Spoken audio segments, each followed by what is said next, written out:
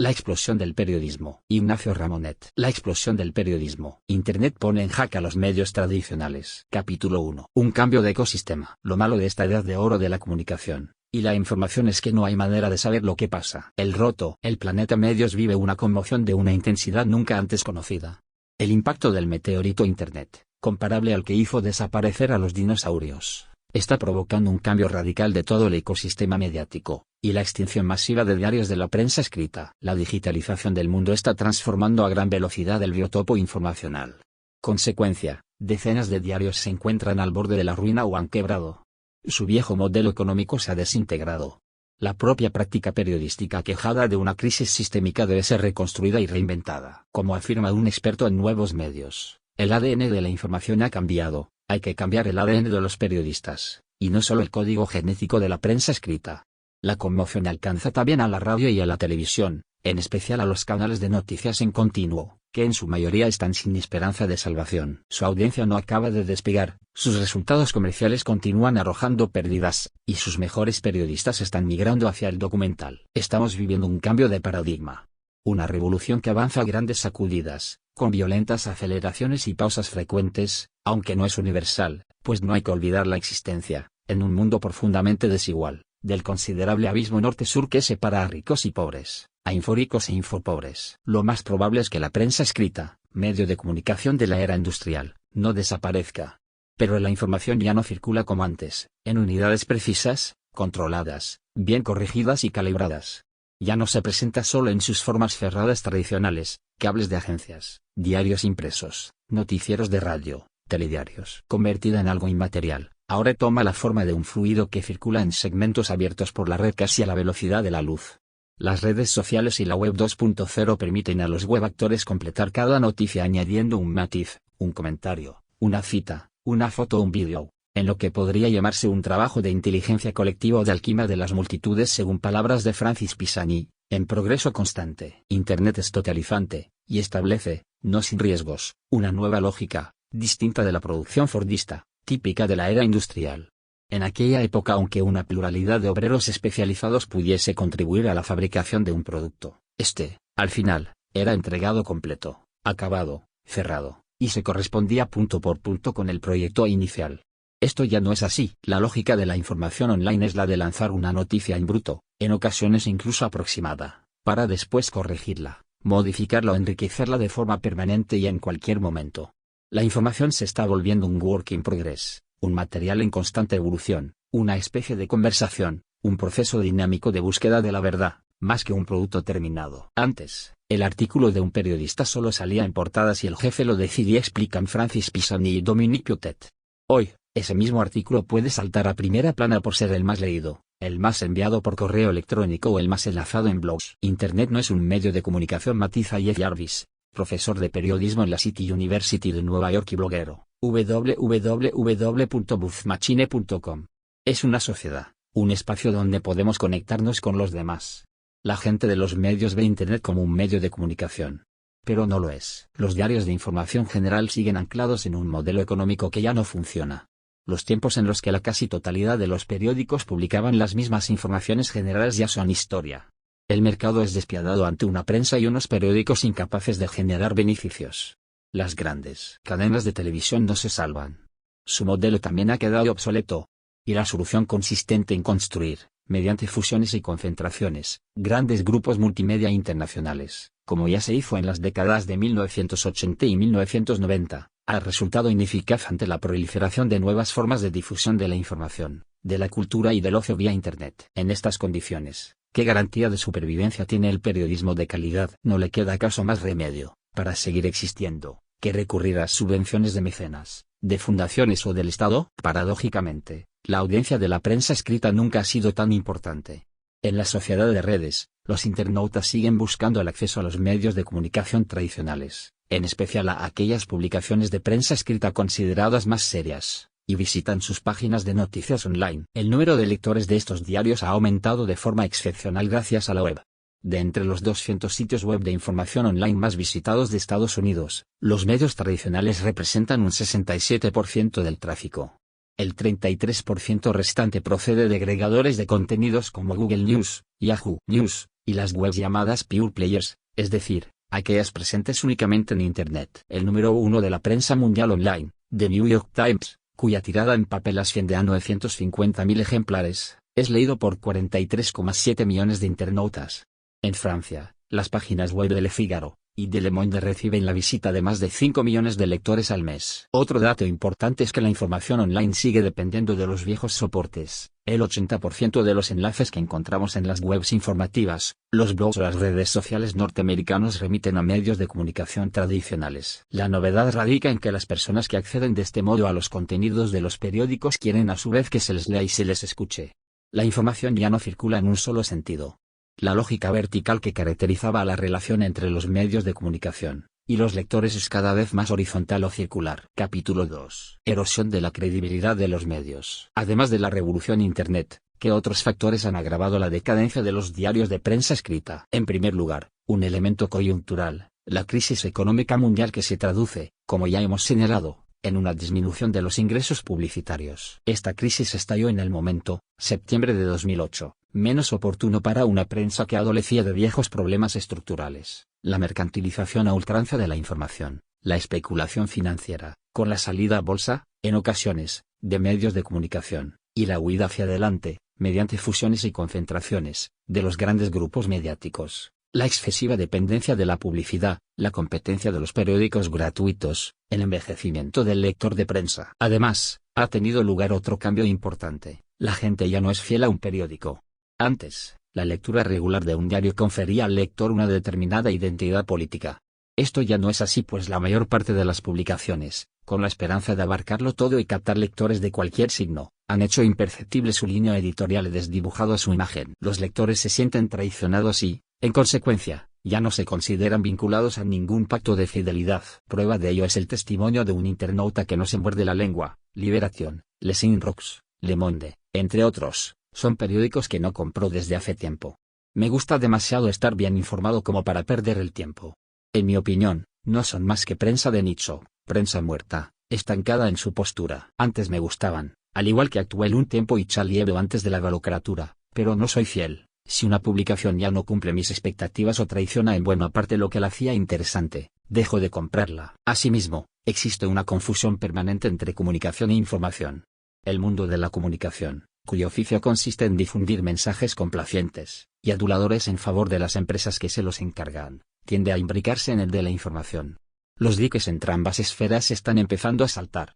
Cada vez es más difícil distinguir a un comunicador de un periodista. Y eso que sus funciones son bien diferentes, uno elogia mientras que el otro informa. Están surgiendo nuevas especialidades híbridas, periodista institucional, periodista de empresa, periodista de relaciones públicas. Lo que hace que nos planteemos la siguiente pregunta: ¿un periodista que en una empresa paga, y cuyos artículos todos favorables a la actuación de la compañía que lo contrata son revisados y validados por los directivos de la misma, es realmente un periodista? Semejante mezcla de actividades daña la confianza del público, y asesta un duro golpe a la credibilidad del mundo de la información. A estos factores se suma un gran reproche, la erosión de la credibilidad. Los ciudadanos desconfían de una prensa perteneciente a un puñado de oligarcas que controlan además en buena medida el poder económico y que actúan, a menudo, en connivencia con los poderes políticos. El sentido común advierte que, cuando un hombre de negocios compra un periódico, lo hace casi siempre o para defender un sistema político cuyo triunfo le interesa, o para convertirse él mismo en político haciéndose temer. En cualquier caso, rara vez lo hará por amor a una información independiente y de calidad. Excesiva concentración. En Francia, tras una sucesión de maniobras capitalistas, varias editoriales de prensa en grandes dificultades fueron recientemente adquiridas por prestigio o como vectores de influencia por hombres de negocios. Algunos de ellos amigos del presidente Nicolas Sarkozy, quien, desde entonces, nombra directa y personalmente a los presidentes de los grupos públicos de radio y televisión. Ya en 1843, Balzac afirmó: para un hombre de negocios un diario es una inversión de capital por la que recibe intereses sobre todo en forma de influencia y placer, y solo a veces dinero. Tan solo 5 grupos dominan la prensa francesa de gran público: Hachette Lagardère, Prisma Presse, Mondadori y France, Bayard Presse y L'Express L'Expansion. En cuanto a la prensa diaria nacional, editada en París para toda Francia, solo cuenta con 3 actores principales: el grupo Figaro Presse, el grupo Amaury, Le Parisien, L'Équipe, y el grupo Le Monde. De esta forma, la prensa escrita francesa se concentra en manos de un reducido grupo de oligarcas. C'est Dassault, presidente del grupo Dassault, fabricante de aviones, entre ellos los cazabombarderos Mirage y Rafale, quien se hizo en 2004 con Le Figaro, y trata ahora de apoderarse del diario popular Le Parisien aujourd'hui en France. Bernard Arnault, presidente del grupo de lujo LVMH, propietario de las marcas Vuitton, Dior, Kenzo, Tag Heuer, Loewe, Moet y Chandon, Guerlain, etc., que compró el principal diario económico Les Hechos, Alain Weil, de Nextradio, dueño de la emisora de radio RMC, y del canal de televisión BFM TV, que adquirió, a principios de 2008, el otro gran periódico económico La Tribune al grupo LVMH, y que anunció, en mayo de 2010, que lo vendía por un simbólico euro a su directora general, Valérie Decamp. Edouard de Rothschild, de la banca Rothschild Cie, que adquirió el diario Liberation en 2004, Alexandre Pougachev, hijo del banquero ruso, caído en desgracia, Sergei Pougachev, que compró François. Y por último, el trío de empresarios formado por Pierre Berger, antiguo presidente de la firma Yves Saint Laurent, Xavier Niel, del grupo Iliad, matriz de Free, principal proveedor de acceso a Internet, y Mathieu Pigasse, de la banca Lazard, y propietario del semanario Les Inrecuptibles, que se convirtió en noviembre de 2010 en propietario de Le Monde, periódico con importantes deudas, conducido por un equipo bastante desmoralizado desde las espectaculares revelaciones que, en 2003, hicieron Pierre Pean y Philippe Cohen en su libro de investigación La face cachée du monde, la cara oculta de Le Monde, y que entre 2007 y 2011 hectáreas visto desfilar nada menos que 4 directores. Ideas vanas. Esta ola de concentraciones perjudica el pluralismo, y las declaraciones de Serge Dassault, en septiembre de 2004, confirmaron todos los temores. En cuanto tomó posesión del cargo, el nuevo propietario del diario Le Figaro expresó lo siguiente a los redactores: desearía, en la medida de lo posible, que el diario pusiese más de relieve nuestras empresas. Creo que a veces hay información que requiere mucha precaución, como por ejemplo los artículos que hablan de contratos aún en negociación. Hay noticias que hacen más mal que bien, y corremos el riesgo de poner en peligro los intereses comerciales e industriales de nuestro país. Evidentemente a lo que Serge Dassault llama nuestro país es a su empresa, Dassault Aviation. Y sin duda, para protegerla, censuró en agosto de 2004 una entrevista con Andrew Wang, un intermediario implicado en una operación de $500 millones en comisiones ocultas por la venta de 6 fragatas Lafayette en Taiwán en 1992. Al igual que una noticia sobre las conversaciones entre Jacques Chirac y Abdelaziz Bouteflika en relación con un proyecto de venta de aviones Rafale a Argelia. Recientemente, a Serge Dassault le pareció inapropiado para sus proyectos de venta de aviones Rafale en Medio Oriente un artículo de George Malbruno titulado El negocio secreto de Israel en el Golfo Pérsico, que fue publicado en Le Figaro el 26 de junio de 2010. Muy irritado, el dueño del diario exigió al responsable del grupo Figaro, Francis Morel, que despidiera al periodista. Ante la negativa de Morel, al final fue a este último a quien echaron del periódico en enero de 2011. Por otra parte, las explicaciones de Serge Dassault sobre las razones que lo llevaron a comprar Le Figaro, un diario, confesó, permite difundir una buena cantidad de ideas sanas, no tranquilizaron mucho a la redacción del periódico. Si a estas declaraciones sumamos las inolvidables palabras que Patrick Lelay, por entonces director del canal TC1, pronunció en julio de 2004 en relación con la verdadera misión del gigante de los medios de comunicación franceses. La función de TF1 es ayudar a Coca-Cola a vender su producto. Lo que nosotros vendemos a Coca-Cola es tiempo disponible de cerebro humano. Podemos ver los peligros que implica la mezcla de actividades tan contradictorias como la obsesión comercial y la ética de la información. En la prensa regional, los conflictos de intereses y la confusión entre comunicación e información a veces son aún más alarmantes. En Alsacia, el banco Crédit Mutuel, dirigido por Michel Lucas, tomó, en noviembre de 2010, el control del grupo Les Républicains del que forman parte los diarios Dernières Nouvelles d'Alsace, DNA, y l'Alsace. Al igual que otros dueños de medios, este banco da por hecho que puede determinar su contenido.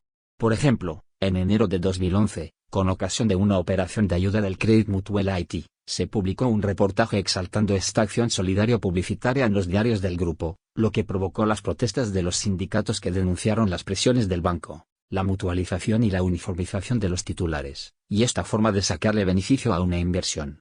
Lamentaron también una actitud que no puede más que lesionar la imparcialidad y la credibilidad de los periódicos implicados. Esta mezcla de actividades puede ir muy lejos sin que los lectores y los telespectadores se den cuenta. Por ejemplo, los grandes grupos mediáticos cotizan en bolsa. ¿Tiene este hecho alguna influencia en los contenidos? Sí, los medios de comunicación que les pertenecen suelen censurar las noticias que los pueden perjudicar. Ya en el año 2000, en un informe del Pew Research Center, El 35% de los periodistas interrogados pensaba que las noticias susceptibles de causar un conflicto de interés en sus empresas no se publicaban. Y Walter Wells, antiguo director del International Herald Tribune, cuyo único accionista es la New York Times Company que cotiza en la Bolsa de Nueva York, alerta sobre las consecuencias de la salida a bolsa de las empresas de prensa, pues su objetivo prioritario ya no será entonces proporcionar una información independiente sino obtener beneficios para sus accionistas. Es frecuente que quienes tienen que tomar una decisión periodística se pregunten si estará subir o bajar unos centavos el valor en bolsa de la acción del grupo editorial. Este tipo de cuestiones se ha convertido en algo capital. Los directores de diarios reciben constantemente directivas en este sentido por parte de los propietarios financieros del periódico. Es un hecho nuevo del periodismo contemporáneo. Esto antes no era así. Hay que tener en cuenta, además, que una quinta parte de los miembros de los consejos de administración de las 1000 principales compañías norteamericanas son también administradores de los grandes medios de comunicación. Puede entonces uno extrañarse de que los periódicos propiedad de grupos multimedia adopten, como línea editorial, la defensa de la estrategia de su empresa. Algunos diarios, convencidos de que el objetivo histórico de los medios de comunicación en las democracias consiste en amaestrar a la sociedad, no dudan en imponer a los lectores una concepción subjetiva y parcial de la información, vaciando así de sentido el concepto de prensa libre del que se sirven como si se tratara de un argumento puramente ideológico. Endogamia político-mediática. También hay que tener en cuenta el descrédito de los periodistas dominantes, a quienes se considera, cada vez más, una categoría profesional y social en estado de levitación, o sea sin los pies en la realidad, sin verdadero contacto con la sociedad, y en permanente complicidad y consanguinidad con la clase política que, a su vez,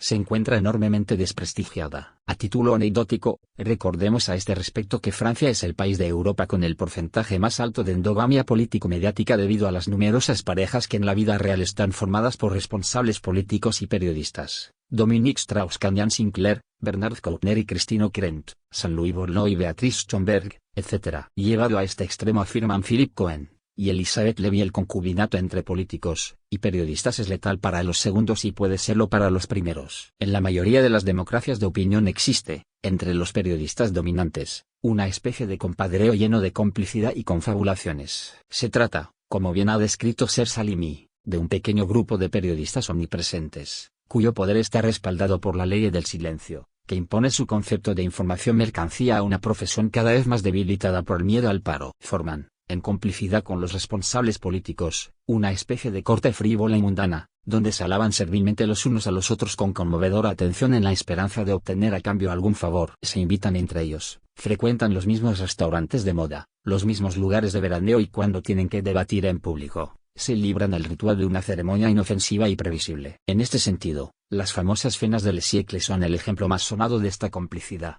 El cuarto miércoles de cada mes, destacados periodistas franceses, entre los que se encuentran Arlette Sabot, Claude Imbert, Laurent Joffrin y Serge Ulay, acuden a los salones del prestigioso Automobile Club de France, en la Plaza de la Concorde de París, a encontrarse con los miembros más poderosos de las élites dirigentes francesas. Le Siècle, sociedad muy privada que, desde hace más de 60 años, organiza estos encuentros, es uno de los instrumentos más eficaces del soft power en Francia. Esta pseudo-nobleza ensimismada no solo fascina a los periodistas de los medios tradicionales, sino también a los de los medios digitales. El ministro, ex socialista convertido al sarcofismo, Eric Besson lo sabía ya en 2008 cuando al frente de la economía digital del gobierno, invitaba a cenar, en los salones de la Secretaría de Estado, en la Rue Saint-Dominique de París, a conocidos blogueros que no se hacían rogar. Tras sucederle desde enero de 2009 hasta noviembre de 2010, Nathalie Kosciusko-Morizet continuó la operación de seducción-corrupción en una escala incluso mayor y en un marco aún más vistoso. Ella solía invitar a la creme de la blogoburguesía francesa a los magníficos salones del Palacete de Broglie, situado en la Rue de Varenne de París. Mediante suntuosas y mundanas cenas, la secretaria de Estado compraba la complicidad de los blogueros más influyentes, siempre dando lecciones a los periodistas profesionales, que iban corriendo a darse la comilona, y a revolcarse en una repugnante corrupción moral. Además, a las verdaderas élites siempre les ha gustado la sombra y la discreción. Por definición les horroriza la transparencia. Cualquier poder demasiado expuesto al punto de mira de los medios de comunicación como el poder político en la actualidad rápidamente se desprestigia y devalúa. Por ello, el poder financiero, invisible, indescifrable y oculto, y el de los medios de comunicación, que no consiente crítica alguna, nunca han sido tan intimidantes como ahora. Esta situación es alarmante hasta un punto que nos lleva a afirmar que los medios de comunicación dominantes constituyen en la actualidad un grave problema para la democracia. ya no contribuyen a ampliar el campo democrático sino que se empeñan en restringirlo y minarlo. La censura democrática. Poco a poco los ciudadanos van tomando conciencia de estos nuevos peligros, y empiezan a mostrar gran desconfianza de la manipulación mediática. Paradójicamente, temen encontrarse, en las sociedades supermediatizadas en las que vivimos, en un estado de inseguridad informativa. Dado que la fiabilidad de los medios de comunicación se reduce a medida que la información prolifera, está surgiendo un fenómeno nuevo, la censura democrática. Solíamos pensar que la censura era propia de regímenes autoritarios, que suelen actuar mediante amputaciones y prohibiciones de la información, e interponen obstáculos entre la información libre, y los ciudadanos que dificultan la libre circulación de la noticia. Pero actualmente, en las sociedades democráticas, la información ha llegado a ser tan abundante y a estar tan infectada de parásitos, soft news, infotainment, trash news, que literalmente nos asfixia y nos impide conocer qué otra información se nos oculta. Hoy, entre la libertad de información y los ciudadanos se levanta una muralla de información prácticamente tan infranqueable como los obstáculos que interponen los dictadores. En otras palabras, este muro de informaciones es precisamente lo que ahora nos impide acceder a la información. Este exceso bloquea el camino hacia el conocimiento. El hombre contemporáneo corre por tanto el riesgo de convertirse en un ignorante saturado de información. La crisis de credibilidad de los medios de comunicación tiene además otras causas. El periodismo de especulación, de entretenimiento y de espectáculo triunfa en detrimento de la exigencia y la calidad. La puesta en escena de la información prevalece sobre la verificación de los hechos. En los medios de comunicación online, los nuevos periodistas tienden a dedicarle más tiempo a la difusión de noticias que a la investigación de la información o a la reflexión. En la actualidad son claramente más reactivos, y menos meditativos y están más atentos a los acontecimientos pero son menos sensibles al contexto. Otra cuestión trascendental es la obsesión por la rapidez, por una inmediatez que lleva a los medios de comunicación a cometer cada vez más errores y a confundir rumores con hechos comprobados. El furor de Internet también ha alcanzado a los lectores de noticias online. Nicholas Carr, especialista en nuevas tecnologías y autor del libro de Sallows, What the Internet is Doing to Our Brains, superficiales. ¿Qué está haciendo Internet con nuestras mentes? Afirma que la red, las computadoras, Google, Twitter y las multitareas nos alejan de las formas de pensamiento que exigen reflexión y concentración, lo que transforma poco a poco nuestro modo de funcionamiento intelectual. Nos convierten en seres más eficientes procesando información pero menos capaces para profundizar en esa información. Internet, con su abigarrado hipertexto y su inmensa cantidad de información, nos invita a movernos entre contenidos, y podría hacernos perder la capacidad de leer textos largos y complejos. La muerte del cuarto poder. De esta forma los medios de comunicación, en lugar de alzar un muro contra estas derivas, han contribuido a desprestigiar al llamado cuarto poder. Debemos recordar que, desde la segunda mitad del siglo XXI, la prensa y los medios de comunicación han constituido, en las democracias, el recurso de los ciudadanos frente a los abusos de los tres poderes tradicionales, legislativo, ejecutivo y judicial, susceptibles de fallar y de cometer errores. No estamos hablando de estados autoritarios donde el poder político es, por definición, el responsable de toda violación de los derechos humanos y de censura de las libertades. En los regímenes democráticos donde las leyes se votan democráticamente, los gobiernos nacen del sufragio universal y la justicia es independiente del ejecutivo, se pueden cometer graves abusos. Puede ocurrir, por ejemplo, que la justicia condene a un inocente, ver el caso de Dreyfus en Francia, o que el Parlamento vote leyes inicuas. Reino Unido, Francia, Bélgica o Países Bajos colonizaron África con el consentimiento de sus asambleas legislativas, o leyes segregacionistas contra determinados sectores de la población. Así ocurrió en Estados Unidos, durante más de un siglo, con los afroamericanos esclavizados con el consentimiento democrático del Congreso. Por último, los gobiernos democráticos pueden aplicar políticas que discriminen a un segmento de la población. Esto ocurre en la actualidad en algunos países de la Unión Europea con los gitanos y los sin papeles. Tradicionalmente, en los contextos democráticos, los periodistas y los medios de comunicación consideraban que su deber era denunciar estas violaciones de derechos, y en algunas ocasiones lo han pagado caro siendo víctimas de atentados, desapariciones, asesinatos, como aún ocurre en México, Honduras, Colombia, Guatemala, Turquía, Pakistán, Rusia, Filipinas y muchos otros países. Esta es la razón por la que durante mucho tiempo se ha hablado de un cuarto poder, aunque en realidad se trataba de un contrapoder puesto que hacía de contrapeso de los otros tres, que fue, además, el que permitió el surgimiento, en las democracias modernas, de un actor decisivo, la opinión pública. Esta no existía antes del florecimiento de los medios de comunicación de masas a finales del siglo XIX. Este cuarto poder era, en definitiva, Gracias al sentido cívico de los medios de comunicación y al coraje de los propios periodistas, el poder del que disponían los ciudadanos para criticar, rechazar y oponerse democráticamente a las decisiones políticas o judiciales que, aun siendo legales, podían ser injustas o incluso delictivas. La prensa, como ya hemos señalado, era entonces la voz de los sin voz. En los últimos 20 años, con el avance de la globalización económica, el contenido del cuarto poder se ha ido vaciando de sentido. Ha perdido su función esencial de contrapoder, una única esfera. Hoy, el verdadero poder está en manos de un puñado de grupos económicos y financieros y de empresas multinacionales con mayor influencia, incluso, que los propios estados en los asuntos del mundo. Ellos son los nuevos amos del mundo. En este nuevo marco geoeconómico ha tenido lugar una metamorfosis decisiva en el campo de los medios de comunicación de masas.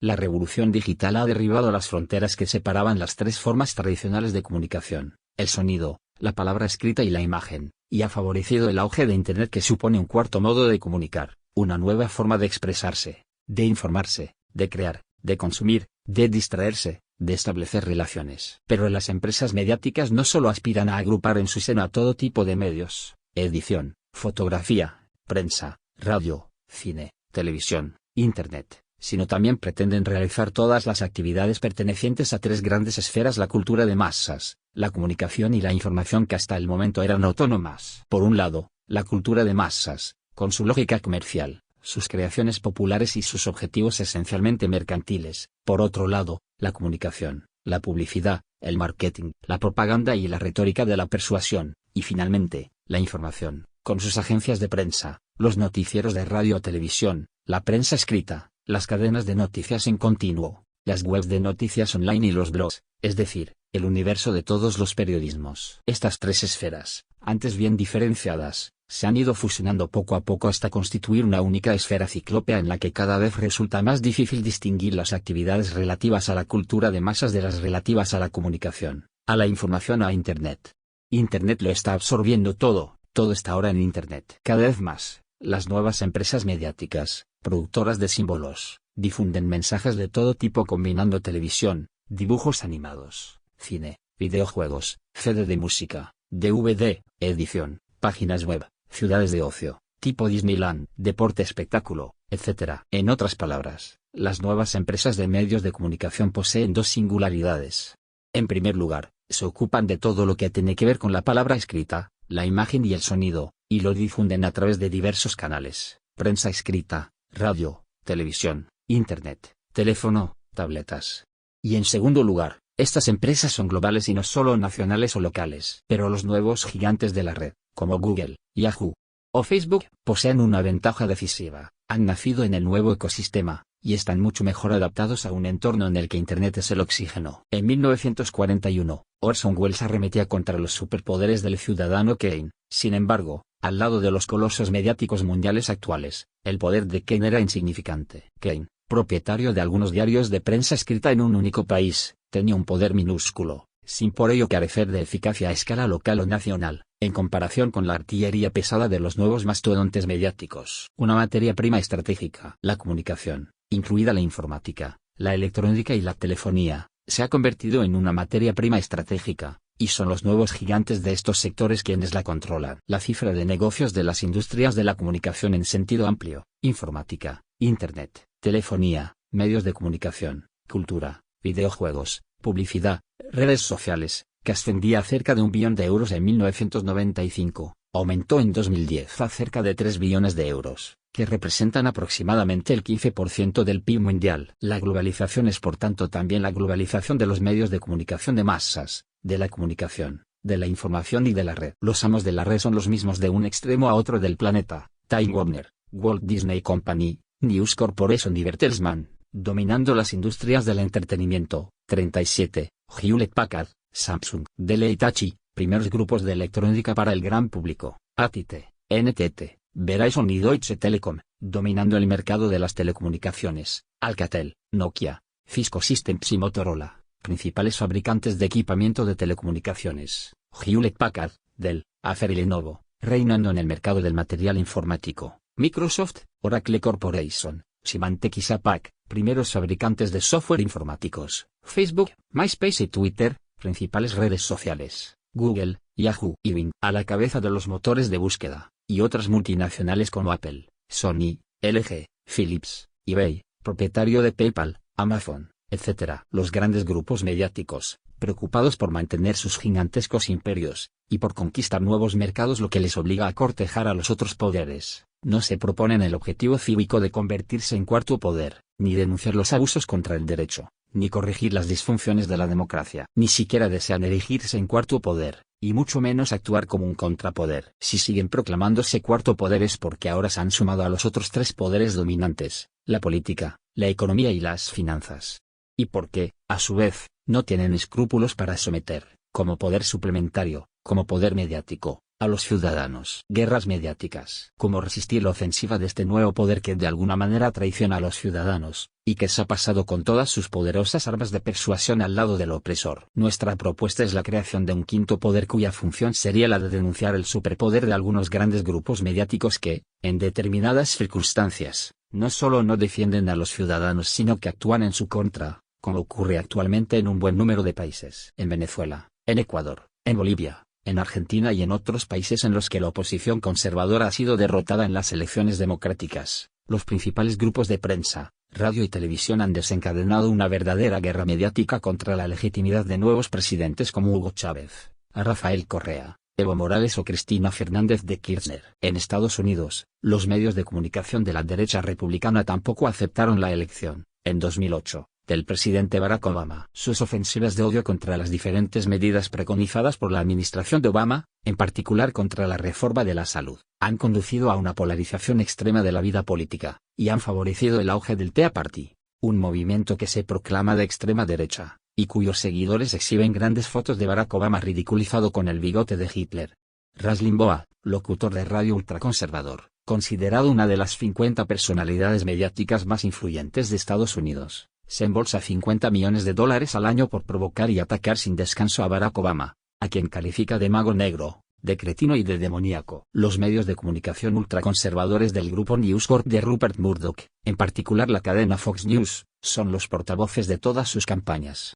El popular presentador de Fox News, Glenn Beck, es conocido por haber calificado a Barack Obama de racista. En los canales por cable populistas, otra superestrella, Bill O'Reilly, arremete cada día contra Obama a base de falsas verdades y alusiones de tufo racista, y se burla de los musulmanes. A principios de 2011, el multimillonario republicano Donald Trump, que dirige una emisión de telerrealidad de Apprentice en la cadena NBC, retomó con saña las acusaciones absurdas contra Obama, negando contra toda evidencia que el presidente hubiese nacido en Estados Unidos, y poniendo en duda la legalidad de sus diplomas obtenidos en las universidades de Columbia y Harvard. Todos los medios conservadores retomaron estos argumentos para tratar de deslegitimar a Obama. Con una retórica envenenada, estos medios exaltan y azuzan a los estadounidenses 24 horas al día, todos los días, induciendo de forma permanente a la paranoia y creando un peligroso clima de violencia. Algunos analistas los acusan de haber sido los autores intelectuales de la matanza de Tucson, en la que un joven de 22 años, el 8 de enero de 2011, disparó a bocajarro entre la multitud presente en un mitin demócrata, causando 6 muertos y 14 heridos, entre los que se encontraba la congresista demócrata electa en Arizona, Gabrielle Giffords, que recibió un grave impacto de bala en la cabeza. El aparato ideológico de la globalización. En la nueva guerra ideológica que origina la globalización, los medios de comunicación se utilizan como arma de combate.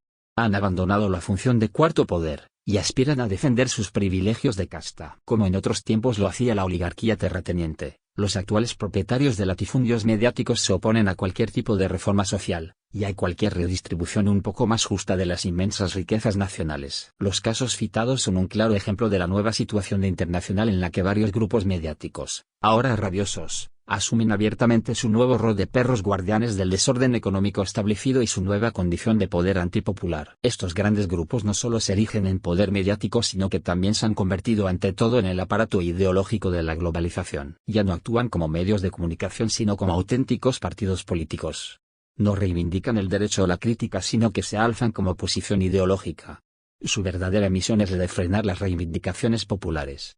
Su modelo sigue siendo Silvio Berlusconi, líder del principal grupo de comunicación italiano, elegido democráticamente presidente del Consejo. Berlusconi ha demostrado que, Cuando uno posee la primera fortuna de un país y controla su principal grupo mediático, ganar democráticamente unas elecciones nacionales constituye una simple formalidad. La guerra sucia de los medios que tiene lugar actualmente en un buen número de estados contra los presidentes democráticos es la réplica de lo que hizo en Chile, a principios de los años 1970, el diario El Mercurio contra el gobierno del presidente Salvador Allende, y que desembocó en el golpe de Estado militar del 11 de septiembre de 1973. Estas campañas con las que los medios tratan de acabar con la democracia, continúan. El presidente de Ecuador, Rafael Correa, víctima de un intento de golpe de Estado el 30 de septiembre de 2010, acusó a los medios, al considerar que su responsabilidad en este putsch fue enorme. Los medios de comunicación son unos conspiradores permanentes. Son los perros guardianes del statu quo. El pueblo quiteño fue azuzado, fue instigado, fue manipulado durante semanas por una prensa corrupta. Eso es lo que permanentemente hemos recibido desde nuestro primer día de gobierno, sobre todo por no someternos pasivamente a la prensa, que se considera un poder omnímodo. En Honduras, el 28 de junio de 2009, el presidente Manuel Zelaya tuvo menos suerte. Fue derrocado por un golpe de Estado organizado por una alianza entre los poderes de la oligarquía tradicional y los de la reacción clásica, Fuerzas Armadas, Iglesia, a la que se unieron los poderes mediáticos. Juntos, y en nombre de la signo de exclamación abierta libertad de expresión, atacaron las reformas, votadas democráticamente, que defendían los intereses de la mayoría de la población. Este es el panorama mediático de la globalización. Medios de comunicación de masas y globalización liberal van de la mano.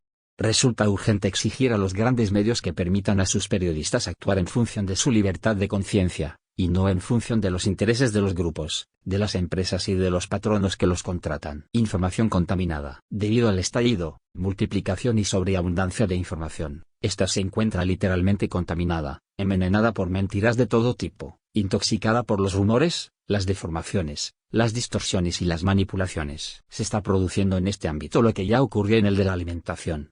Durante mucho tiempo, los alimentos escasearon, y esto aún es así en numerosos lugares del planeta, pero cuando hacia 1950, gracias a las revoluciones agrícolas, el campo comenzó a producir en abundancia, especialmente en los países de Europa Occidental y de América del Norte, la población comenzó a darse cuenta de que muchos alimentos estaban contaminados, envenenados por pesticidas, y estaban provocando numerosos problemas de salud, obesidad, enfermedades cardiovasculares, cáncer, lo que desencadenó el pánico de las masas, al igual que ocurrió en los años 1980 con la epidemia de las vacas locas. Estos acontecimientos nos hicieron tomar conciencia de que si bien antes podíamos morir de hambre, ahora podíamos morir por ingerir alimentos contaminados. Con la información ocurre lo mismo.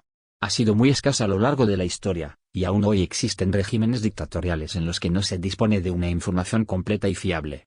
Sin embargo, en los estados democráticos, la información se desborda y, como hemos visto, nos asfixia. El filósofo griego Empédocles decía que el mundo estaba formado por la combinación de 4 elementos: aire, agua, tierra y fuego.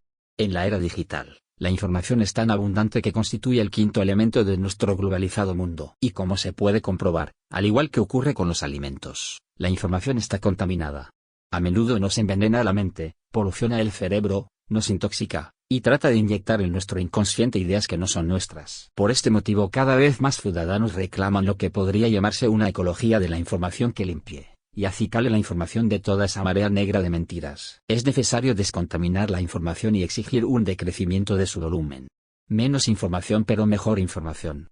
De la misma forma que existen alimentos orgánicos, en principio menos contaminados que el resto, deberíamos poder obtener una especie de información orgánica, poder comprar un periódico con el sello sin mentiras, consultar una web que exhibiera la etiqueta desprovista de rumores, ver un programa de televisión con el rótulo no testeado en Ciudadanos o escuchar en la radio el jingle producido con información verificada. A un gran número de ciudadanos les preocupa la nueva arrogancia de las grandes industrias de la comunicación.